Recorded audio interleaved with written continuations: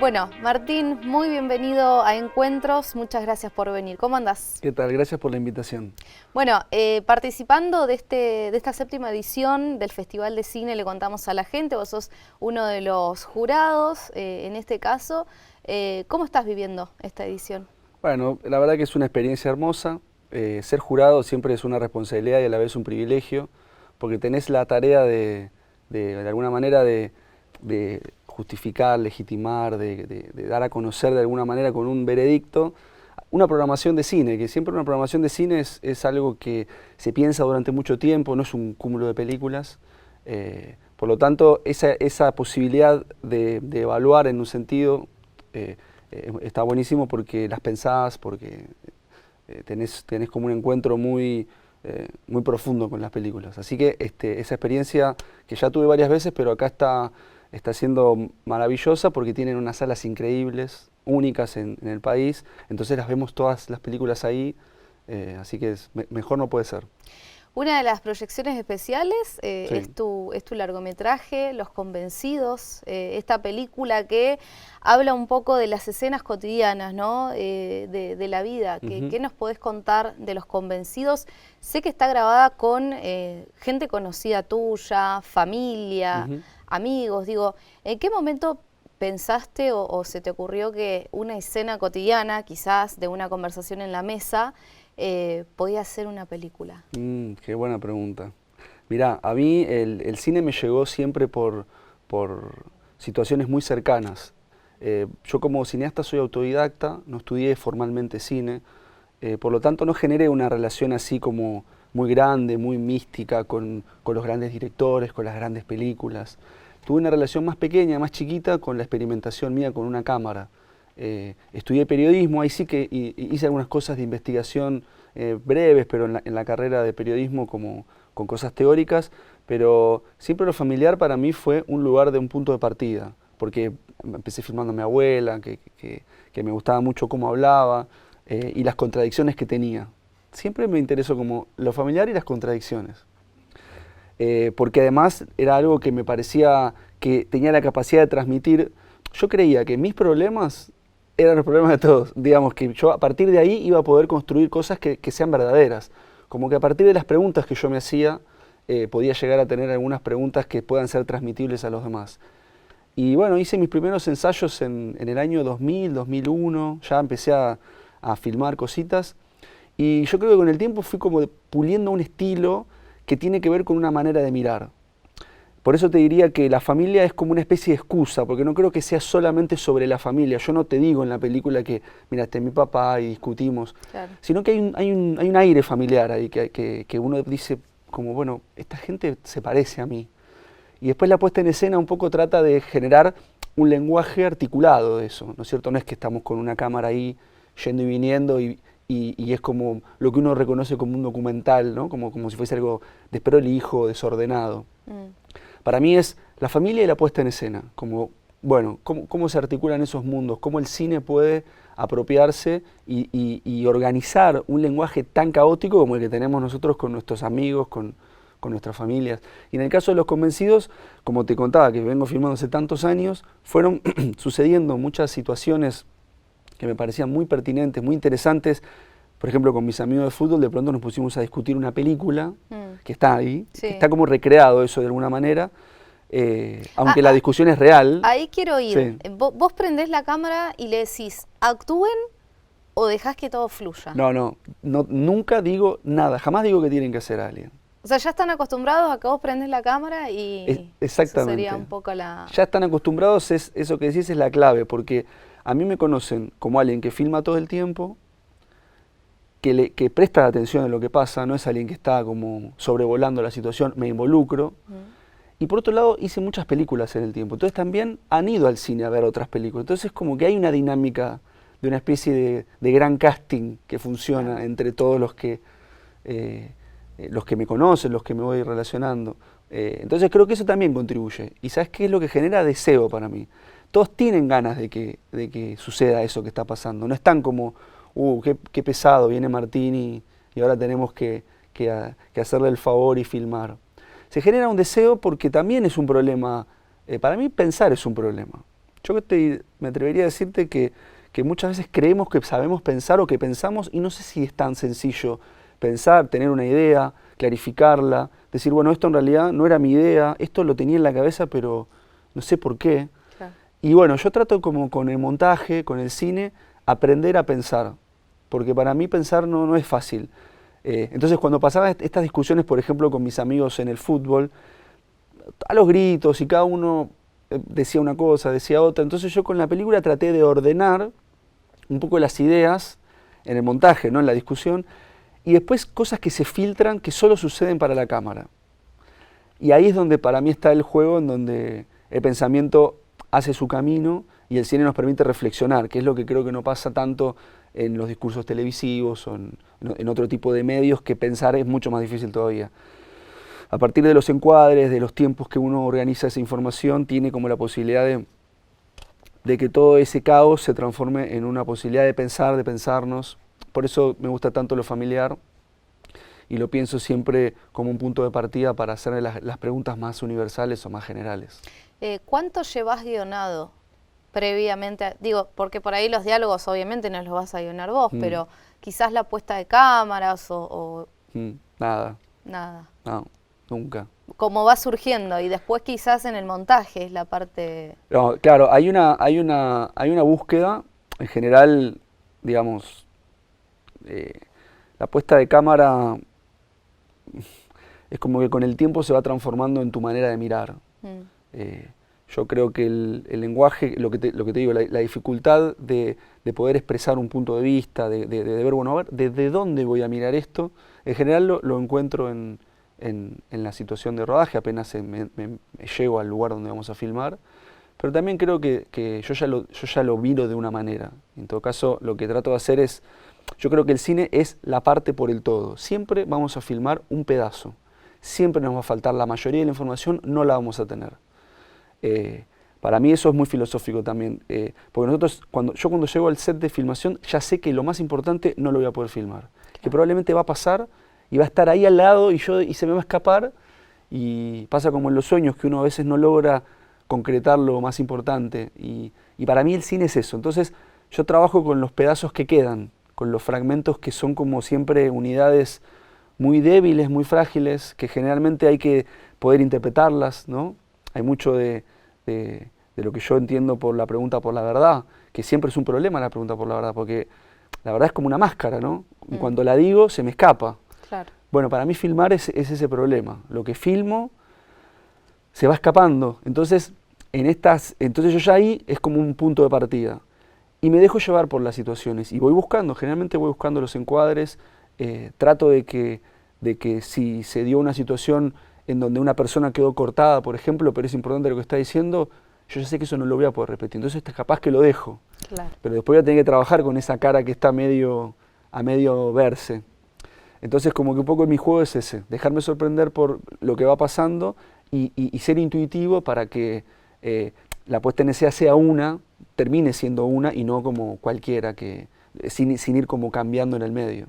Bien. Bueno, Martín, vamos a dejar este primer bloque acá, le contamos a la gente, hacemos una pausa, un corte y en unos minutos estamos de nuevo con Encuentros.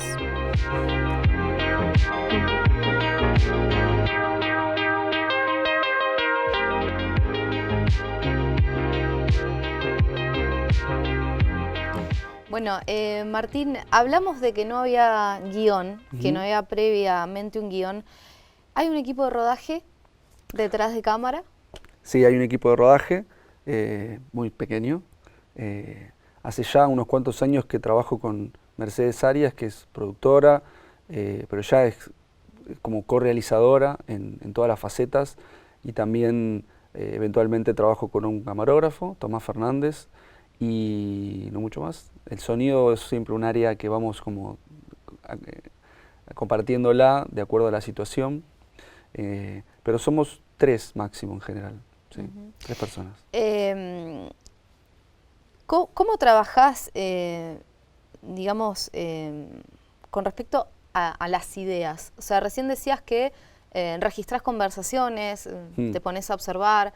Digo, ¿cómo te baja una idea o cómo te llega una idea o un punto de partida para hacer una peli?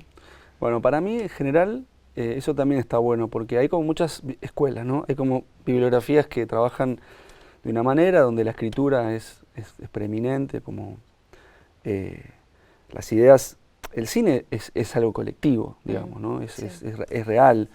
Pero bueno, en mi caso sucedió como algo más individual, como un ejercicio de pensamiento. Nunca lo pensé como una tarea a realizar, como un trabajo, ¿no? Fue un lugar más al que fui llegando que desde el que fui partiendo. Entonces las ideas para mí surgen a partir de la observación. En general, solo puedo pensar una idea a partir de lo que veo, a partir de una persona que conozco. Muchas veces escuché, como hay personas o críticos amigos que me incluyen dentro de los directores o realizadores que trabajan sobre retratos. Ya el retrato es una palabra que implica siempre que hay un otro, como que al que estamos tratando de, justamente, ¿no? De retratar, de ver, de capturar, de pensar. Entonces, en general, las ideas surgen cuando pienso que un cuerpo, una persona, es un problema, es un signo de pregunta. Se me ocurren cosas de, mirá, esta persona hace esto, va para allá, tiene estos problemas o tiene estas circunstancias. Entonces ahí empiezo a pensar generalmente lo que yo llamo como pequeños destinos, ¿no? Yo digo, mira, me gustaría ir de acá hasta acá. Me imagino que con este personaje podríamos arrancar en un paseo por el lago y terminar en una fiesta. Y ese destino, que es como una idea, una hipótesis, se construye como una especie de, bueno, ¿cómo sería ir de acá hasta acá? Y en el medio digo, bueno, tenemos que parar acá, tenemos que parar acá. Claro. Entonces son generalmente las ideas como muy orgánicas, que tienen que ver mucho con lo que le pasa en general trabajo con documental, además, ¿no? Eso es importante porque, bueno, en la ficción sí necesitas escribir y un equipo grande de gente que organizar, y tenés que tener ideas más claras, tenés que tener certezas. Ahí quiero hacer un paréntesis. Vos has hecho las dos cosas, has hecho ficción y documental. Digo, ¿con qué te quedás? O, digo, no sé si sentirte cómodo, porque no sé si es el hecho, pero ¿qué es lo que por ahí hoy te lleva más al trabajo? No, sí, sentirte cómodo estaría muy bien. Es con el documental. A mí la ficción, primero que no sé si sé hacerla bien, creo que no, más bien no. Es verdaderamente, requiere de una preparación colectiva, requiere de poder organizar las capacidades de mucha gente. No es lo mismo ser vos bueno en algo que sacar lo mejor de alguien. Yo a veces creo que puedo hacer algunas cosas bien, pero hay una virtud enorme que es sacar lo mejor de los demás. De mi equipo de trabajo de 10, 20 personas, a mí se me vuelve muy difícil. Bueno, viste, son personalidades, no es que hay una manera u otra. Y después la ficción tiene algo que también para mí que es como más rutinaria en un punto, ¿no? Hay horarios, hay pautas, y a mí ahí se me hace muy difícil porque necesito un entorno un poco más caótico para sentir que ahí está pasando algo y que yo quiero capturar algo de eso. Por eso me siento más cómodo con cierta incertidumbre, donde aflora la intuición, el temor de que, bueno, esto no va a salir nada de acá, claro. Como que hay algo de esa incertidumbre que creo que en Los Convencidos se ve. Personas que están como en una instancia en donde están poniendo en juego pensamientos, ideas que no saben del todo, no tienen del todo claro. Y ese es un poco el juego que trato de transmitir al espectador, a la pantalla, cada vez que intuyo que puede haber una película. Por eso el documental claramente es un espacio que yo me siento mucho más cómodo. ¿Cómo ves la actualidad del cine a nivel del país? Digo, está pasando situaciones particulares con lo que tiene que ver con las series, ¿sí? Hablo por ahí de series que van por el lado de las plataformas. ¿Qué pasa en el caso del cine? La pandemia logró transformar, logró modificar algunas cosas de la mecánica, del funcionamiento del mundo del cine, a favor, en contra. ¿Cómo analizás vos hoy? Mira, sí que cambió, cambió, la pandemia cambió, terminó de definir una manera de ver el cine, porque hoy sí el cine se ve en la tele, digamos. En otro momento estaba más clara la idea, estaba la tele y el cine, ¿no? Hace no tanto uno veía tele, la vida más conectada, ¿no? Esto que pasó, que definitivamente la comunicación hoy es individual. Por eso también están en crisis las carreras de comunicación, porque ahí tuvo el influencer, pongamos, ¿no? Como sí. esta persona que confluye en un realizador autoexplotado eventualmente, si a los que le va mal, a los que le va bien, como que organizan la publicidad alrededor de eso. Son personas, células individuales que se comunican con todas células individuales. En ese sentido, la comunicación en las películas se legitimó y se definió que se ven en la tele. Entonces ya el cine quedó como en otro lugar. Que además son también productores de películas hoy, de películas de altísima calidad. Claro. Las plataformas, ¿no? Sí, o los sí. espacios. Sí. Cualquier plataforma hoy hace una gran película con grandes directores. Entonces, eso nos dejó al cine en una situación compleja. Pero bueno, Argentina, yo por eso no podría hablar de un cine, sino como de muchos cines. Argentina produce muchísimas películas. Y es el país probablemente en el mundo además que tiene más diversidad. No sé si no es el primer país, pero si bien no tenemos, por ejemplo, una cuota de género equitativa, es por lejos el país en donde hay más directoras, poner mujeres, que Latinoamérica ni hablar y que en el resto del mundo que la mayoría. Eso dice muchas cosas de nuestra cultura en relación al cine, a la manera de producir. Tenemos un instituto de cine que con todos los problemas que tiene funciona. Y hay muchos cines. Están, por ejemplo, tipos como yo, de pronto, que se les ocurrió filmar y, bueno, hicieron un pequeño recorrido con una cámara. Sí. Entonces, a mí siempre me genera una pregunta, no sabría bien qué responder, de cuál es la situación actual. Siento que es compleja, pero que de alguna manera se sigue produciendo y se sigue generando, bueno, festivales como este. Entonces, la verdad que no tengo muy claro cuál es el panorama, qué va a pasar. Sí siento que el cine se ha reinventado siempre, que la experiencia individual de entrar a una sala de cine y descubrir el mundo sigue siendo una posibilidad. Sí. Que no pasa de otra manera, ¿no? El del cine. Y bueno, eso eventualmente, hoy son las plataformas, veremos cómo avanza, si seguimos vivos también, porque no sabemos qué puede pasar, cómo va a funcionar la industria. Pero creo que siempre el cine tuvo la capacidad de reinventarse ante las distintas crisis que estuvo durante todo el siglo XX y lo que va del XXI. Bien. Martín, vamos a dejar este segundo bloque acá y en un ratito le contamos a ustedes que volvemos, hacemos una breve pausa y ya seguimos con más TVCO Encuentros.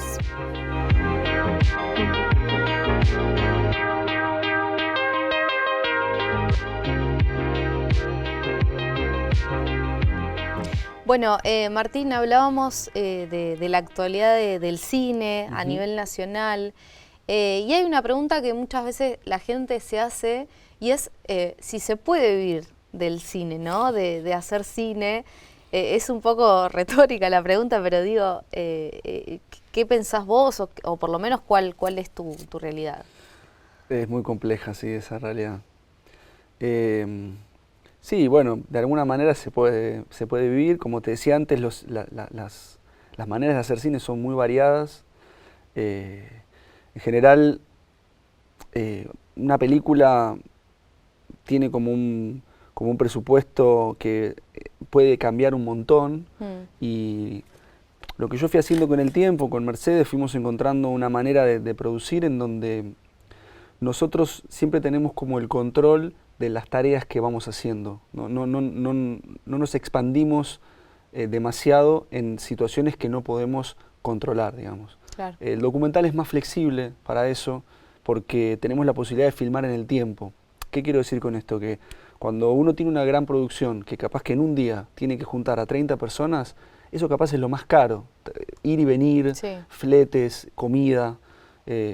Entonces, tratamos de evitar esas situaciones y siempre que nos proponemos a trabajar en un proyecto, tenemos en cuenta que, bueno, ¿cuán filmable es? ¿Cómo sucede en el tiempo? y entonces encontramos la manera de acompañar a los personajes de una manera en donde nos sea realizable. Y ahí, digamos, nuestro diferencial está en poder filmar mucho, pero con menos costoso cada día de rodaje. Claro. Si no, uno tiene que concentrar todo en una semana y eso es mucho más caro, y en mi caso me costaría mucho más tener los resultados que tengo a largo plazo en el corto plazo. Hay ¿Se entiende más o menos institutos, eso? sí, hay alguna organización, digo, está el Inca, pero Sí. ¿sostienen financieramente estos proyectos? Mira, nosotros generalmente, yo en todas las películas que hice, la mitad las hice sin apoyos y la otra mitad tuve apoyos. Del Inca, fundamentalmente, que tiene un fomento muy difundido, que se llama Vía Digital, que es una pequeña vía de apoyo para documentales, que bueno, va con el tiempo, bueno, con la realidad de la inflación va siendo muy aleatorio su capacidad de funcionar o de rendir, pero siempre va teniendo sus actualizaciones. Después también a veces solicitamos mecenazgo, que es algo de la Ciudad de Buenos Aires, y el Fondo Nacional de las Artes. Son apoyos pequeños, pero que bueno, con eso lo vamos como administrando, y de esa manera se pueden producir, como te digo, de una manera pequeña. Claro. Las ficciones, que no es el caso, yo no he trabajado de esa manera, requiere de una producción un poco más compleja, de otra ingeniería, para que, digamos, todo confluya en menos tiempo. Pero sí, el Inca es un instituto que financia las películas, hay una ley de cine en Argentina, sí, que es como única en el mundo, creo que existe solo en Argentina y en Francia. Los demás países, para poder financiarse, tienen que apelar a veces hay concursos o fondos privados que son más complejos o más difíciles, o tenés que tener una posibilidad concreta, pero el Inca es bastante democrático en su acceso. Bueno, sin ir más lejos, yo llegué como cualquiera, sí, pedí un apoyo, yo no había estudiado cine, me lo dieron, y eso yo siempre lo viví con mucha gratificación, porque no sentí que me pidieron a mí, también fue una responsabilidad, ¿no?, en su momento, porque sentía que me estaban apoyando y que yo tenía como que dar cuenta de eso. Claro. Así que eso lo vivo como algo que es una conquista colectiva del Estado, pero también de mucha gente que peleó por esa ley y que se sostiene en el tiempo, más allá de los distintos problemas que claramente sabemos, y que siempre el cine o el arte nunca es una prioridad, digamos. ¿Qué circuito hace una película una vez realizada? Bueno, el estreno, sí, imagino que recorre distintos festivales, ¿no? Sí. Mira, las películas como las nuestras generalmente intentamos tener su apertura en un festival, en el festival que podamos conseguir, generalmente tienen como categorías los festivales, que siempre es una abstracción eso. Generalmente un festival lo que te da es la posibilidad de cierta repercusión y después que continúe su recorrido. El Festival de Pico ya es una referencia, por ejemplo, para las películas argentinas, como un lugar en donde existe esa repercusión. Después hay otros, y después, bueno, Mercedes como productora trabaja mucho en la difusión, en intentar conseguir espacios para estrenar. Es difícil porque hay muchas películas. Claro. Y hoy ir a la sala es complejo. La gente no se sabe ya bien si va, por qué motivos. Incluso lo que quiero decir es que nosotros, por ejemplo, con Los Convencidos hemos tenido una repercusión. Estrenamos en el Cine Gaumont en Buenos Aires, en Capital, sí, Federal, y tuvimos una repercusión de prensa muy buena. Tuvimos creo que 40 notas, o 30, un montón de todos los diarios, todos los medios, radios, y nos cubrieron, pero después el horario fue muy bueno en donde entrenamos, y después la repercusión del público no fue tan buena. Entonces yo me pregunto qué es justamente cuando uno tiene todos los recorridos o hace todas las cosas que se supone que funcionan, de, claro, pronto, y la entrada es económica también en ese cine. Así que bueno, hoy para mí es una pregunta abierta, cómo continúa lo de la difusión y los estrenos, pero bueno, en nosotros el recorrido que hacemos es ese siempre, festivales y algún estreno comercial en distintas salas del país que podamos ir consiguiendo autogestionando. Cuando llegan a una plataforma de streaming, sí, como es Cinear, sí, digo, ¿eso también le sirve a la película? Bueno, nosotros hemos también tenido películas en diferentes plataformas, tanto nacionales como internacionales, y no sé bien, no hemos tenido creo, mayor repercusión que en un festival, por ejemplo, hoy en una plataforma. Supongo que las películas que inician ese recorrido en plataformas que son muy grandes, lo que pasa es que cuando estrenan en una plataforma que la plataforma financió la película, ya no les interesa el estreno. De hecho, por ejemplo, pasó con Argentina en 1985, que se sorprendieron porque ya estaba preparado todo, fue una película financiada por Amazon, sí, iba a ir directamente a plataforma, y creo, no estoy tan seguro, pero los productores empujaron para hacer un estreno. Y bueno, terminó yendo más de 1 millón de personas, y los de Amazon dijeron, o los de Prime Video, no sé cuál era, dijeron, che, pero acá había otro negocio. Pero no pasa tanto que las películas tengan una convocatoria masiva. Por eso las plataformas a veces quieren directamente ir a su estreno, y en nuestro caso, como no lo hicimos, generalmente la plataforma es como el último lugar al que llegamos, y bueno, ahí las películas quedan, se ven. Sé que hay muchas películas nuestras que se ven mucho por plataformas, pero después el recorrido, digamos, comercial es como que termina ahí. Claro. Después aparecen capaz instituciones, o hay distintos intereses por ver las películas, por discutirlas en otros espacios, capaz más académicos, pero comercialmente no sé si tiene otro recorrido. Claro. Martín, me quedaría hablando horas y horas porque es muy interesante, la verdad, en lo que tiene que ver con el mundo del cine. Digo, nos contagiamos un poco de cine los que estamos más alejados, quizás por otros motivos, con este festival, con la llegada de ustedes, de los realizadores, así que te damos las gracias por haber venido a Encuentros. Bueno, gracias por la invitación, y siempre digo que hay que defender y proteger los espacios como el Festival de Pico, porque tienen una posibilidad de que una persona o 10 se encuentren con algo nuevo, algo único, que cambie la vida, incluso hasta de la ciudad. Nunca se sabe los efectos que puede tener, como me pasó a mí. Por eso celebro que existan estos festivales, que son como el espacio más lindo, más sagrado que puede tener el cine hoy en nuestro país. Bueno, muchas gracias, Martín. Gracias a vos. Gracias a ustedes por compartir con nosotros una nueva edición de Encuentros.